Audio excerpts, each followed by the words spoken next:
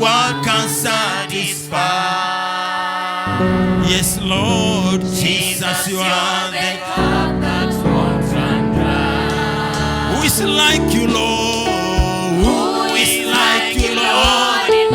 Lift up your hands, and worship Him.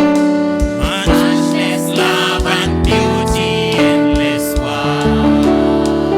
We say Nothing in this world can satisfy. because Jesus, you're the God that won't run dry. who is like you, Lord? Who is like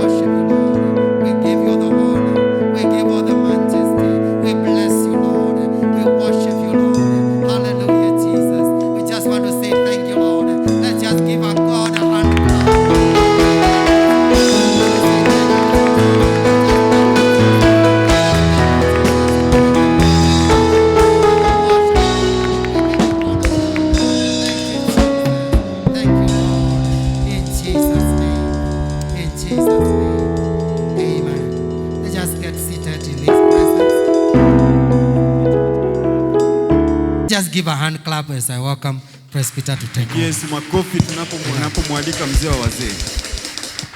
We thank God for this far he has brought us. Namshukuru Mungu kwa umbali huu ametuleta. And I request those who are listening to us in Ongatet, na wasi wale ambao wanatusikiza katika Ongatet, throughout Rift Valley and the Nyanza and the Western, katika bonde la Ufa na hata mkoa wa and Magharibi, also in the city of Nairobi and parts of Ukambani, Kajiado. Please, we want to hear from you whether this message is blessing you. Na wale ambao wanatusikiza Kajiado, Nairobi, Machakos, tunataka utuambie kama ujumbe huu unakubariki. And whether the prayers we are praying for you, they are working. Would like you to testify through SMS. You can write to us and tell us whether the prayers you requested. I've been praying for you in the night and when you requested prayer. So you'll see our numbers. You'll see our telephone numbers of our pastors and you can call them, the nearest church near to your locality. Huyo mchungaji ukimpigia simu taona namba yake, ataomba pamoja na wewe. I am releasing a series of message in the process of making the bride making herself ready. Na achilia ujumbe ambao ni msururu ambao unaitwa kwamba kumfanya bi harusi awe tayari. The process of the bride making herself ready for rapture. Hatua za kumfanya yule bi harusi awe tayari kwa ajili ya unyakuzi. And today we are going to deal with what God has done in us. Na siku ya leo tutazungumzia yale ambayo Bwana ametenda ndani yetu. In the past and what he's doing and what we are supposed to do. Yale alitenda kitambo, anayofanya sasa na yale ambayo atatenda.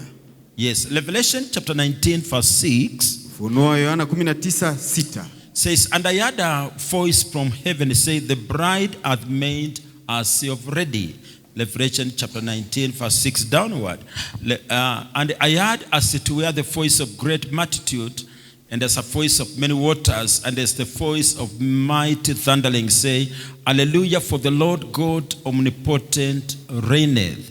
Let us be glad and rejoice and give honor to him, for the marriage of the Lamb is come, and his wife hath made herself ready. Though the topic I'm developing is the process of the bride making herself ready. Mada nayozungumzia ni mchakato wa bi harusi kujiweka tayari. And we are going to see several aspects here. Na tutaona sehemu mbalimbali hapa. In the beginning, mwanzo, in Genesis chapter 1 verse 26, katika Ufunuo 1:26, God says, let us create man in our own image and in our own likeness. Wacha tumfanye binadamu kwa sura yetu na mfano wetu. And God said, let us make man in our own image and our likeness, and let them have dominion over the flesh over the fish of the sea, and over the fowl of the air, and over the cattle, and over all the earth, and over every creeping thing that creepeth upon the earth. Verse 27. So God created man in his own image. Nataka uelewe hapa, unanisikiza. God created man in his own image, and in the image of God, God created him, male and female created. Now, man was originally created in the image and in the likeness of God. Mtu kwa asili yake aliumbwa kwa sura na aliumbwa kwa mfano na sura ya Mungu. And by so that man was supposed to live forever. Na kwa hivyo mwanadamu alifaa kuishi milele. Because the image of God gives us eternal life. Kwa sababu mfano wa Mungu unatupa uzima wa milele. The likeness of God gives us eternal life. Na sura yake pia inatupa uzima wa milele. Man was created to live forever. Mtu aliumbwa aishi milele. He was not supposed to be sick. Hakufaa kuwa mgonjwa. He was not supposed to be toiling, digging the earth and cultivating and strangling. No. Man was created not to toil. Mwanadamu aliumbwa asisumbuke au kutaabika kutafuta. Toiling and the sickness and the suffering came after sin set in the life of man. Kusumbuka na mateso ya magonjwa ilikuja baada ya dhambi kuingia katika mtu. And so we see sin always will damage your life and shorten your life. Kwa hivyo tunaona kwamba dhambi wakati wote itadhuru maisha yako na itafupisha maisha yako. After man sinned, Baada ya mtu kufanya dhambi, he was cast out of the Garden of Eden. alitupwa kutoka shamba la Edeni. And that will take us to Genesis chapter 3 very quickly. Na hiyo itatupeleka katika Mwanzo 3. Genesis chapter 3 Mwanzo 3 from verse number 22. And the Lord God said, behold, the man is become as one of us, to know good and evil. And now lest he put forth his hand, and take also of the tree of life, and eat, and live forever. And live forever. We continue.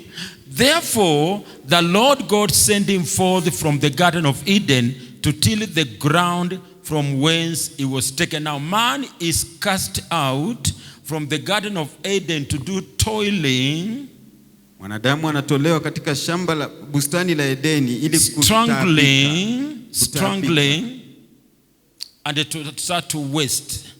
Now man was removed, and God put an angel with a flaming sword to guard the garden. Mwanadamu alitolewa na Mungu akamweka malaika ambaye alikuwa na upanga wenye moto. If God had allowed Adam to remain in the Garden of Eden and to continue to eat from that tree, Adam would have lived forever as a sinner.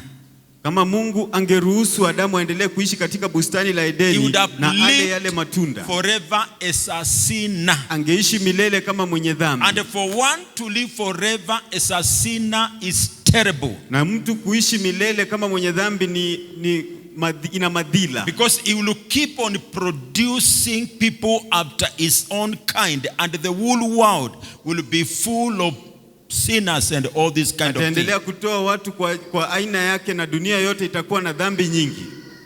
So man was removed from the Garden of Eden. Kwa hivyo mwanadamu alitolewa katika bustani la Edeni. Verse 24. 24. So he dropped out the man, and he placed at the east of the Garden of Eden cherubims and a flaming sword which turned every way to keep the way of the tree of life. Now man was cast out from his place.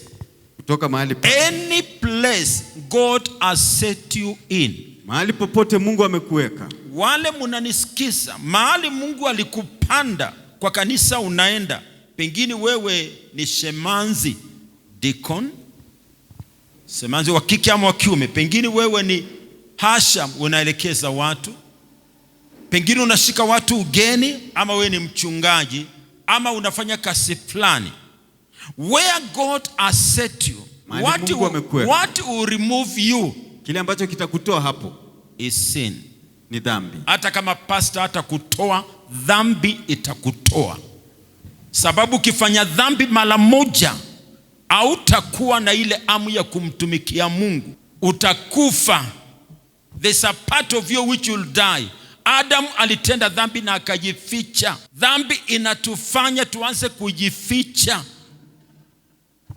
Inatufanya tuwe uchi, na dhambi itakuvua uchi, itakuvua nguo. Kwa hivyo dhambi ni mbaya sana. Sin is very terrible. Dhambi ni mbaya. So man was not created to struggle or to die. Kwa hivyo mwanadamu hakuumbwa kung'ang'ana au kutabika au kufa. Ecclesiastes chapter 7 verse 17. Ecclesiastes. Bible confirms Bible, scripture confirms scripture. We don't develop a teaching from one isolated verse. We have to quote scriptures. Tutengenezi maandiko kutoka tu kwa andiko moja, lazima tuseme maandiko tofauti. The word of God tofauti. says, be not overmuch wicked, neither be thou foolish. Why shouldest thou die before your time? Be not overmuch wicked, neither be thou foolish. Why should you die before your time? There's a setting in God. Na mpangilio kwa Mungu. Don't do foolish things, because whatever bad thing you do, you will shorten your life. Sifanye mambo yote ya kipumbavu, kwa sababu jambo lolote ambalo unafanya ovu linafupisha maisha yako. And that one is confirmed or backed by Psalms 102 verse 23. 102, Psalms 102 verse 23. Zaburi 102 inadhibitisha hayo. 102 verse 23. Now, the Bible says, he weakened my strength in the way. He shortened my days. He weakened. Mtu hali yake ikianza kudhoofika, hawezi kuishi maisha marefu. Number 2, he shortened my days.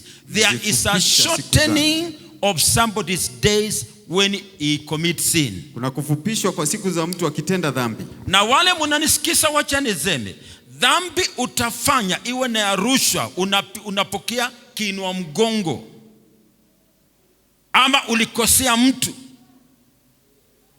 ama uliiba kitu ya mtu, ama ulitoka katika ndoa yako ukastray from your marriage, ukafanya mpango wa kando, siku zako sitafufishwa duniani. Na dunia wanasema siku ya mwizi ni 40. Siku 40 si mingi, ni kidogo sana.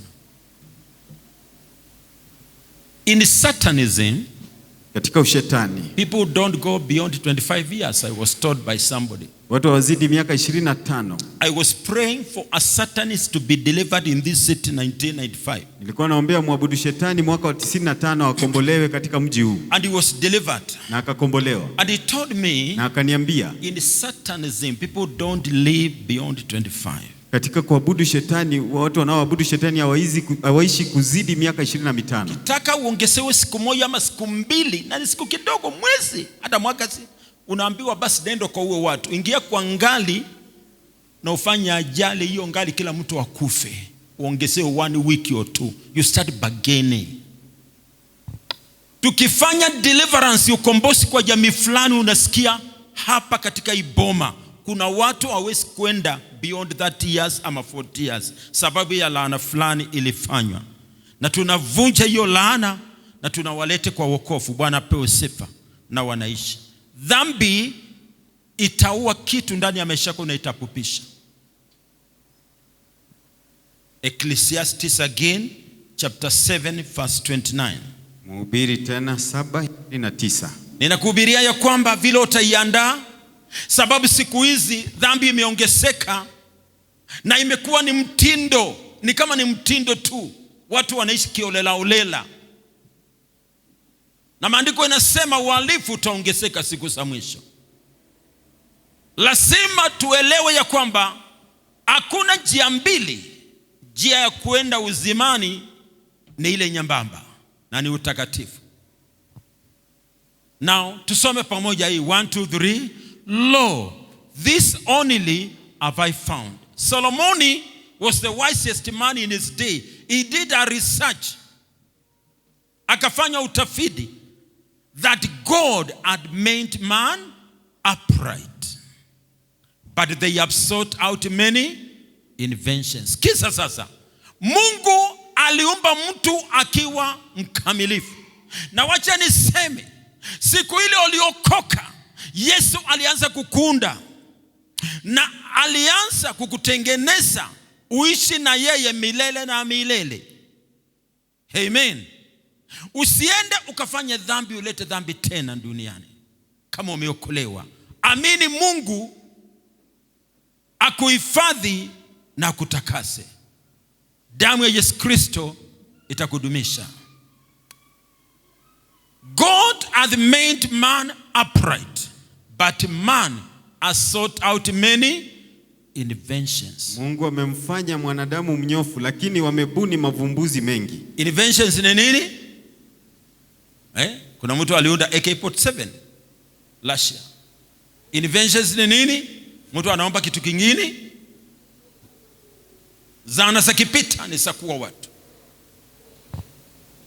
Inventions and innovations are not bad, lakini kuna kitu unaweza kuiundia na kinakuletea masaibu. Bwana apewe sifa. Bible says there's a way which seemeth good in a man, but the end thereof is destruction. God created man upright.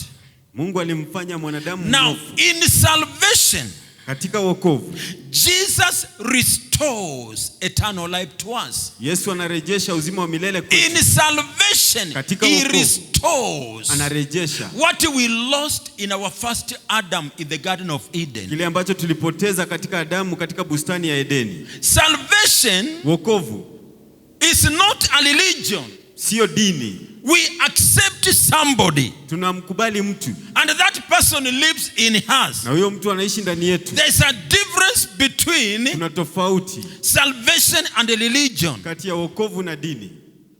Amen. Amen. Unajaza form na kuna swali linaulizwa hapo chini, what is your religion? We don't have a religion. Huyu mtu aliweka hiyo question ni tu vile alikuwa mtu wa dini. Mnanielewa? Hallelujah.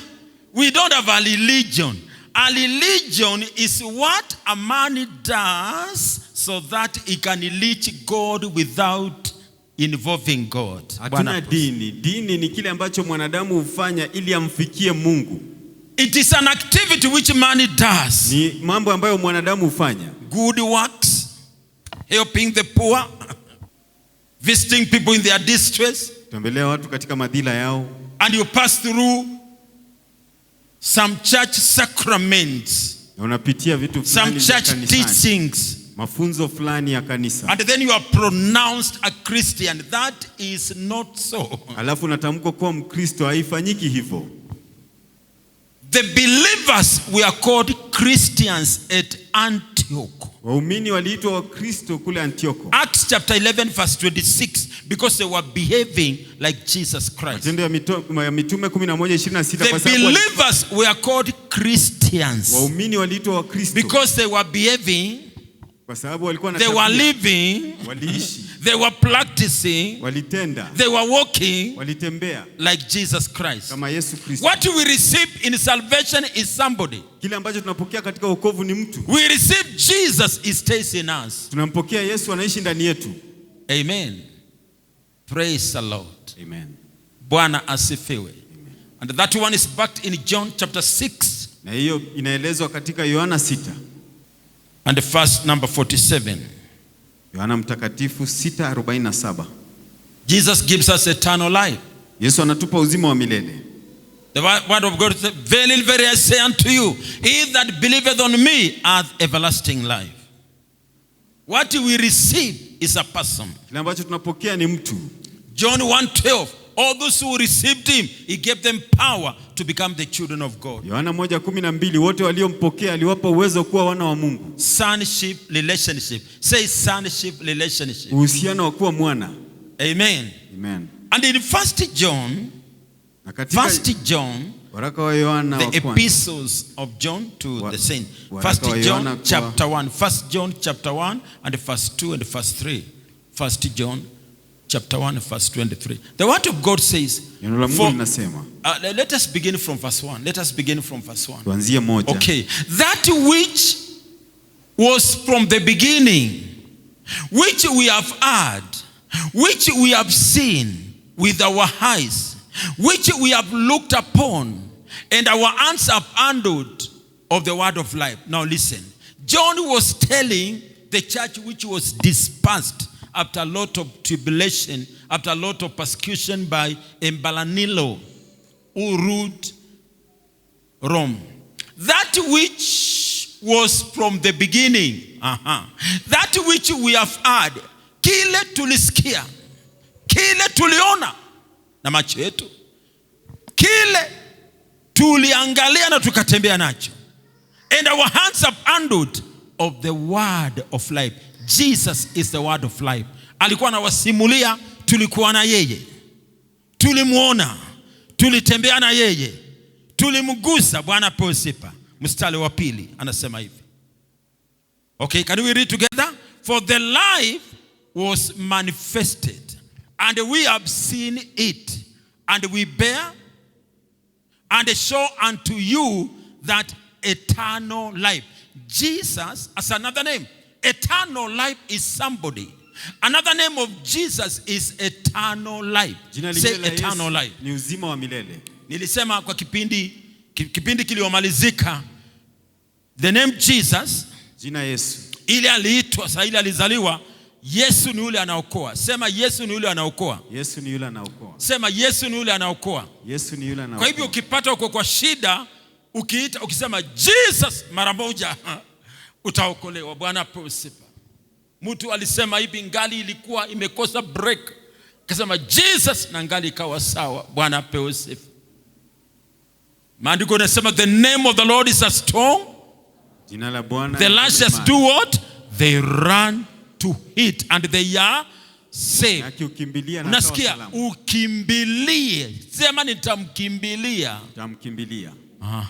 Psalms 18. I will call upon the name of the Lord and I will be saved. Jina la Bwana nitaokoka. Amen. Zaburi 18. Bwana asifiwe. Amen. Tuelewe eternal life ni mtu.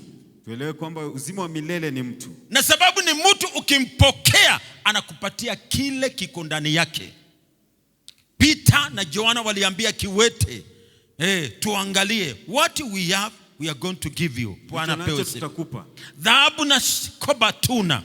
Amen. Na wakamwambia tutakupatia kile tuko nacho. Na wahubiri mnanisikiza, ninasema hivi, lazima tufunze watu, tuambie Yesu ni uzima wa milele. Bwana pewe sifa. Which was with the Father and was manifested unto us. Tuendelee. That which we have seen and heard we declare unto you, that you also may have fellowship with us. And truly our fellowship is with the Father and with the Son Jesus Christ. So mtu akikwambia ameokoka, anakwambia nilimpokea Yesu na ako ndani yake, ako ndani yangu. Praise the Lord. Some time ago, 1980s, tulikuwa tunaimba wimbo hii. God is not dead, He is alive. My God is not dead. I say He is alive. My God is not dead. He is alive. I can feel Him in my hands. I can feel Him in my life. I can feel Him all over. I say my God is not dead. He is alive. Oh yes, God is not dead. We say He is alive. Our God is not dead. We say He is alive. I can feel Him in my heart. I can feel Him in my heart. I can feel Him all over me. I say my God is not dead. He is alive. My God is not dead. I say He is alive. My God is not dead. Oh, He is alive.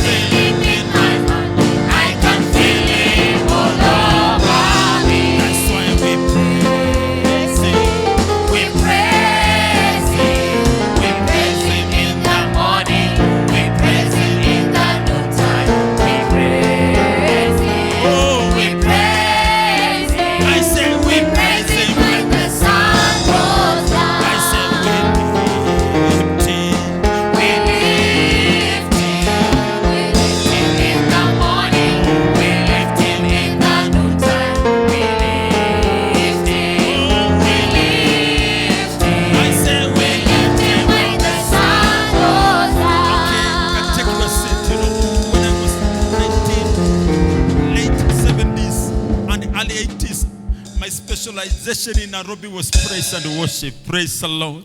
I was called Brother Mtiso. Nikiingia mbele utaimba. Uwe umekasili kama umepimba utaimba. Na utatu Bwana apewe sifa. Those are the songs we used to be singing lunch or meeting, and it could be packed to capacity because we could feel him in our lives. We could feel him in our worship. We could feel it. People could be healed. Praise the Lord. Our God is not dead. If you go to Asia, in Buddhist world, you'll see the grave of Buddha. Ukienda Maka utaona kaburi ya Muhammad. Bwana posipa. Ukienda mahali fulani, you'll see another grave of another person. But what am I saying? The God of the Christians is alive. I say the God of Christians is alive. And because he lives, we can live tomorrow. I say because he lives, we can live tomorrow. Our life is in his life. Bible says Christ who is our life. I say Christ is our life. Colossians chapter 3 verse 3. Amen. Our life is in Christ. We believe in somebody who is in us. And we can feel him, we can feel him, we can feel him in our singing. Praise the Lord. Now understand this. Now let us start from heaven, the origin of sin. God did not create Satan. Mungu hakuumba shetani. God did not create devil. Mungu hakumuumba ibilisi. He created Lucifer. Alimuumba Lucifer. And I'm going to explain that. Na nitaeleza hiyo. And I will come to you and to me. Na nitakuja kwako na mimi. In case something which is yours has been corrupted. Ikiwa kuna kitu ndani yako kimeharibiwa. Go with me to Isaiah chapter 14. Enda katika Isaya 14. You understand who you were created. Na uelewe uliumbwa kama nani. Isaiah chapter 14. Isaya 14. Verse 12 downwards. Kuanzia 12 kuendelea. Verse 12 downwards. 12 kuendelea. Can we read together? 1, 2, 3. How art thou fallen down from heaven, O Lucifer? His name was Lucifer, son of Mori. How art thou cut down to the ground, which did weaken the nations? Verse 13. Can we read together? For thou hast said in your heart. Now, skiza. Be careful what you say in your heart. Makini juu ya kile ambao unasema moyoni. Kuna kitu unaweza kusema katika hali ya kiburi na kikuweka katika shida. Listen, for you have said in your heart, I will exalt my throne above the stars of God. I will sit upon the mount of congregation in the sides of the tuendelee. I will ascend above the heads of the clouds. I will be like the most high God. Never say I will be like so and so. Allow God to make you what he has ordained you to be. Don't covet the position of somebody. Allow God to bring you there. He has a plan for you to bring you to an expected end. He said, I will be like the Most High God. Hiyo ni kiburi. Allow God to bring you there. He has planned to bring you there himself. Yet thou shalt be brought down to hell, to the sides of the pit. Na Mungu akisema amesema. Sema Mungu akisema amesema. Mungu akisema amesema. Tuendelee. They that see you shall never look upon you and consider you, say, is this the man that made the earth to tremble, that did shake the kingdoms, that made the world as a wilderness and destroyed the cities thereof, that opened not the house of his prisoners, and the kings of the nations, and all of them are in glory, everyone in his own house. We stop there. Bible confirms Bible. Ezekiel 28. Ezekiel 28. Ezekiel 28. From verse number 11. We get understanding. And I will bring you to understand how Lucifer became Satan, Itakufanya uelewe and the jinsi devil Lucifer and the dragon, whatever. alivyofanywa kuwa joka. Can you read together? Whenever the word of the Lord came unto me, saying, yes, Son of man, take up a lamentation upon the king of Tyres, and say unto him, thus says the Lord God, thou sealest up the psalm, full of wisdom and perfect of beauty. Please allow me to explain something. If you are beautiful, kama wewe ni mrembo, and you are very wise, na una hekima, keep it for yourself. iwe yako mwenyewe. Are you understanding me? Allow God to make you what he has planned you to be. Ruhusu Mungu akufanye kile ambacho amepanga. This is how he was when he was Lucifer. Unanielewa? How he was. Lucifer.